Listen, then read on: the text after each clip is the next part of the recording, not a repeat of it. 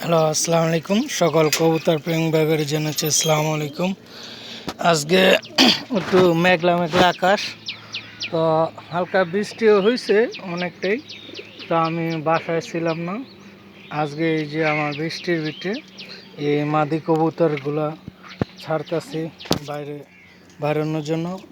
তো বিশেষ করে আমার যে ফ্রেন্ডগুলো আছেন, সবাই যারা ভিডিও দেখেন, সবসময় আমার ভিডিওগুলো অনেকে দেখেন না।